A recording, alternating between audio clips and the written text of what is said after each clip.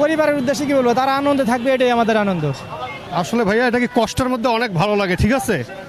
আর আমাদের এটা দায়িত্ব একটা, এটা আমাদের ঠিকমতো পালন করতে হবে, এটা আমাদের করতেই হবে। ঈদ আসলে আপনাদের কাছে কেমন লাগছে আসলে? ভালোই লাগতেছে। জ্যামজট আসলে আগের তুলনায় এখনের ঈদটা কেমন হবে বলো তো?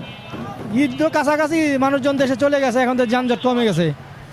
কালকে আরো যানজট কম থাকবে, যত ঈদ কাছা হবে যানজট আরো কমে যাবে, মানুষজন দেশে চলে যাবে। পরিবারের সাথে ঈদ করা হবে কিনা?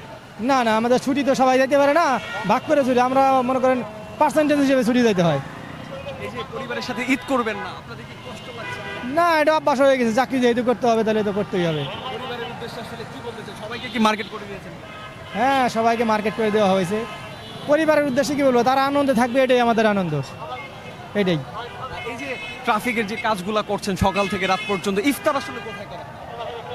ইফতার আমাদের পোস্টেই করতে হয়, যে বক্সে গিয়ে করি, ভাগ ভাগ করে করি। দাঁড়িয়ে দাঁড়িয়ে অনেক সময় করা হয় না। অনেক সময় দাঁড়িয়ে দাঁড়িয়ে করতে, সব জায়গায় বিজি বেশি, সব জায়গায় দাঁড়িয়ে করতে হয় রাস্তায়। জনগণের উদ্দেশ্যে আসলে কি বলবেন?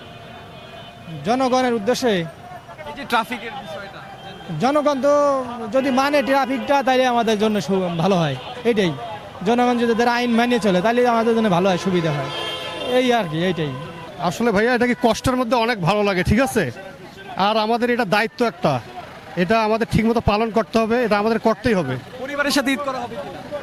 ভাইয়া ঈদটা তো বড় কথা না, আমাদের এই যে মানুষ যে ঈদে যাবে এইটা হচ্ছে সবচেয়ে বড় কথা, ঠিক আছে। আমরা তো ছুটি, ওই ঈদে ছুটি যাব, আমরা ঈদে ছুটি যাব না, ওই ঈদে আমি ছুটি যাব। দৈনিক আজকের বাংলা .net